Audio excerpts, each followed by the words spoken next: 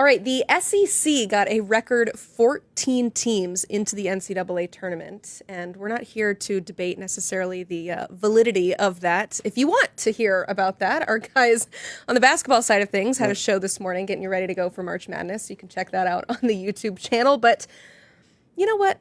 After a not-so-dominant football season, now you have a dominant basketball season. But in your opinion, how much does basketball success actually matter to the conference compared to football success? Well, it's now showing you that they do play basketball. They do play something other than football in the South. And from my point of view, all the time is always going to talk about just talent acquisition. And if you look at the basketball model in the SEC, you've seen a lot of lower level players leveling up, playing well and having success with older teams. So the SEC football can learn from this. You don't have to go for the best on the best team and overpay. You can go Moneyball status and get your team better. Speaking of Moneyball, there is a dollar figure that is associated with this. There's money to be made in the college football playoff, but there's also money to be made in March Madness. And as it looks right now, it's the exact same. In the March Madness tournament, $26 million earned so far. Of course, there's an opportunity to earn $2 million per game, so it will go up from that 26 million figure, which is exactly how much the SEC earned with their playing in the college football playoff. So it looks like the money is somewhat similar, but I want to bring in another opinion on this because when we're talking brackets, there's only one person to call, and that is Brad Crawford, aka Brad Brackets. What's your take on the SEC's, I guess, excitement about the basketball success compared to what we see on the football side of things?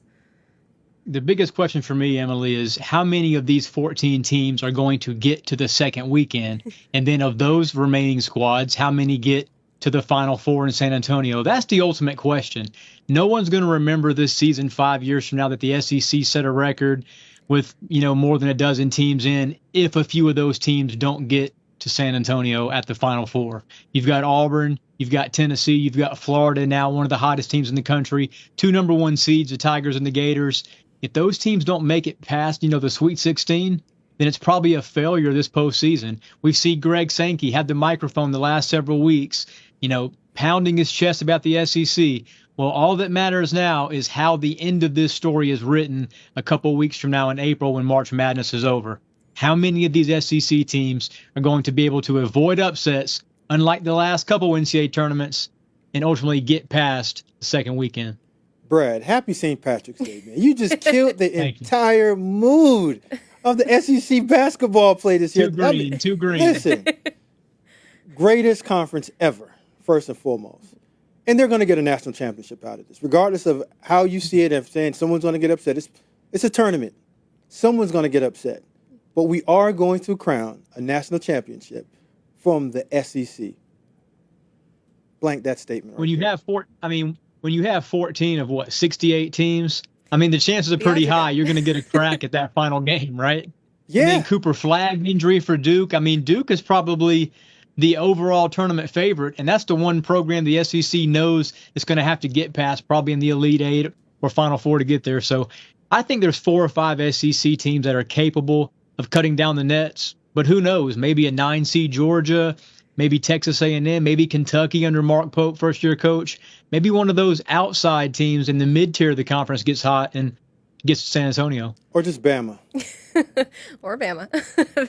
I don't have much faith in Nate Oates, man. They don't play defense in Tuscaloosa. Okay, but they were in the Final Four last year. I'm not going to make the case for Alabama necessarily. Also, this is a football show, so we definitely want to turn our attention towards the football side of things. But like I said at the beginning, we all have bracket brain, and so throughout this month, we're going to continue to bring you a different bracket on each show. The first one is very simple. We took the top seeds for the NCAA men's basketball tournament, but we're treating it as if it's their football teams. And before everybody asks me, I know you see that 8-9 game with St. John's. They did used to have a football team, but stopped playing over 2 decades ago. So we're counting that first round game as a forfeit, and we'll move Texas Tech on to the quarterfinal round. And both of you have picked this entire bracket. Before we show it, though, Brad, which first round matchup intrigues you the most in this hypothetical basketball to football bracket? I like Wisconsin, Tennessee. Luke Fickell has to do something now with the Badgers. He got extended this offseason despite a losing record last year. Doesn't know what the quarterback situation is for 2025. And that first round game against Tennessee going to Neyland Stadium, that would be hypothetically really tough for Wisconsin to get through. But I don't know, man. Big Ten defense travels. And maybe if Wisconsin can run the football against Tennessee and some of those guys that are now in the draft, like James Pierce Jr., maybe Wisconsin pulls that upset. I don't see it, though. Yeah, the most intriguing one to me right now is Iowa State, Michigan State. Jonathan Smith comes in second year with Aiden Childs as a quarterback. Can they make that step? And now you got the vet now, Rocco Beck. Anthony Beck's son with Matt Campbell at Iowa State. They play a good brand of football, turn into physical football.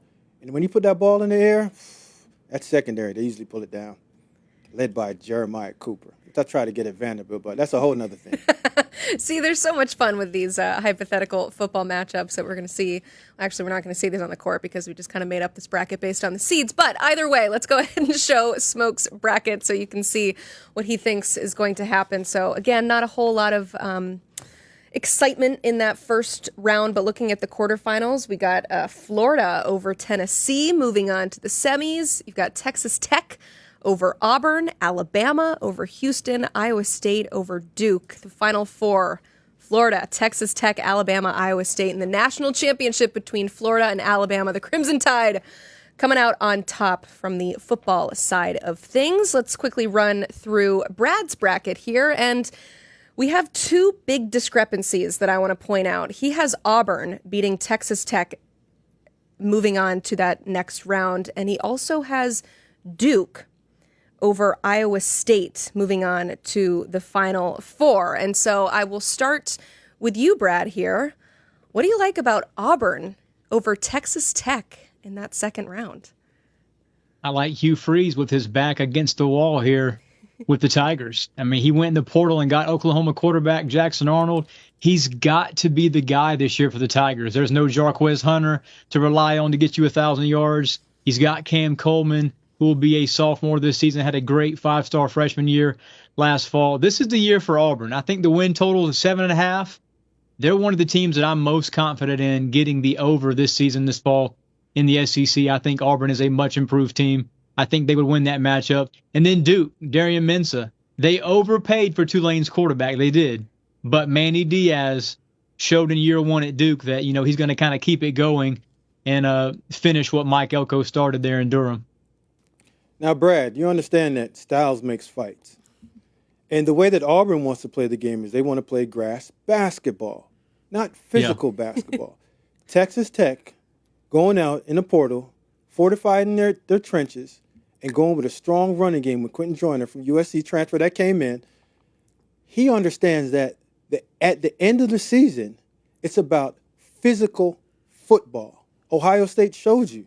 Whoever can play the physical game within the trenches, get enough explosive plays, but they'll get that done.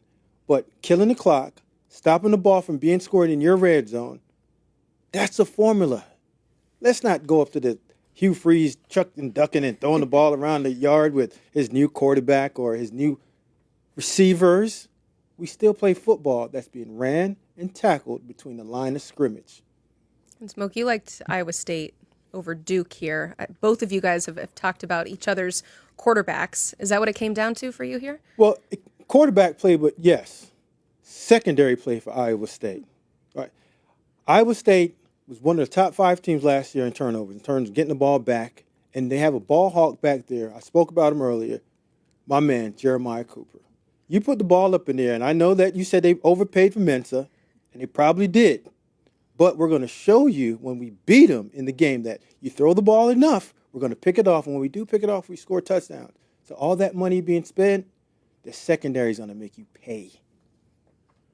Hey, the last time I saw Iowa State play a big game, they did not look so hot against Arizona State at Jerry World. So I'm not selling all my Iowa State stock. But look, Manny Diaz and Duke, Wallace Wade Stadium on a good Saturday, it can be a little lively. It's a small venue in the ACC. It's about an hour up the road from me.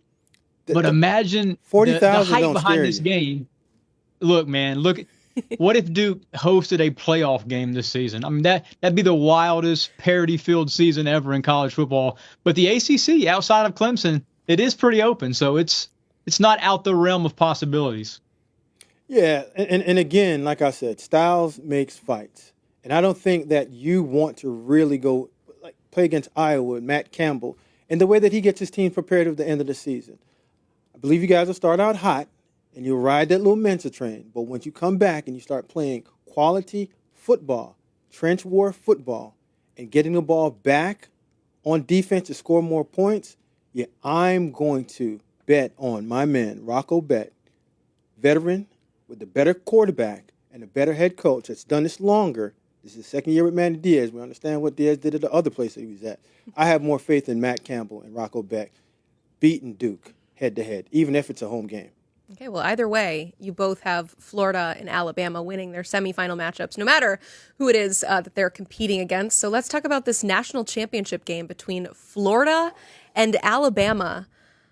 I think I want to go quarterback conversation with this as well, just because there's a big question mark at Alabama, and we feel pretty secure with DJ Lagway at Florida. So how much was that part of the discussion, internal discussion within your mind, Brad Crawford, when you were trying to decide who would win this national championship game?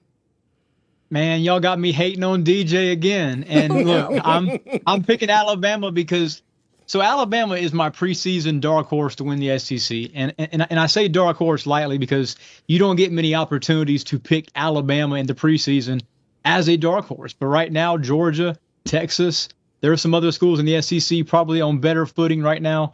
But Ty Simpson at quarterback, I think he's going to be the guy post-spring. I think he's going to win this job over five-star freshman Keelan Russell. And I've said it on record before, I think Alabama's production at the quarterback spot is better this season than it was with Jalen Milroe. And that's going to wind up being that's going to be great numbers for Ryan Williams, who I think behind Jeremiah Smith, he's a number 2 wideout in the country. Ooh, I like that. But listen, 2 is better than 1. I'm going to say both quarterbacks have to play this year because it's college football. Yeah. If the 5-star is not getting on the field, you know what's going to happen. He's probably going to get up out your building and leave. But it's not only a Ryan Williams show. Latier Brooks, I'm going to give you that name right now, from out of Jersey. Explosive, dynamic freshman that's coming in this week that can score with the ball in his hands. And then you also have Rico Scott out of Harrisburg, PA. 2 other receivers that's going to give Ty Simpson and Russell the opportunity to create more explosive plays. Offensive line, they're going to be fine. Proctor can protect it. You only have to replace 1. And the running back game is just okay. But in sense of explosive play on the outside, I'm telling you, Latier Brooks, Rico Scott, just remember those names, along with Ryan Williams, with whoever they put at quarterback, is going to get it done. I mean, Florida getting to the Natty would be insane for Billy Napier. I mean, this time a year ago, he's on the hot seat, facing the nation's toughest schedule, and he was able to conquer that last November, beat LSU, beat Ole Miss. DJ Lagway played a huge role in that. But right now in mid-March, do we even know Lagway is healthy? I mean, he hasn't thrown yet this spring, so it's a question. But I think Alabama, Florida, look, bring on the SEC bias because that would be all we heard about all January if those 2 teams were to make the championship game. It looks like the old school when Coach Spurrier and whoever was the head coach at Alabama during my time was Mike Dubose, Dennis Franchione. That's where the SEC was decided back in the day, between Florida and Bama. I think it did help us Legion Field, baby. It did help us out that SEC basketball was so dominant this year that we could see some of these teams potentially playing for a national championship. But yeah, I think Florida would shock the world, definitely. When it comes to DJ Lagway's status as well, we're going to ask our friend Zach Goodall about it later in the show because he was the one that initially scared us all with that tweet, not knowing if he's throwing during practice. So hopefully we get that question answered. Brad Crawford, Brad Brackets, thank you so much for being here on our first Ultimate Bracket. You can check out more of his work on 247sports.com. You can get all the latest recruiting rankings, wall-to-wall team coverage, transfer portal updates, and of course, they're talking some basketball on there as well. So head to 247sports.com.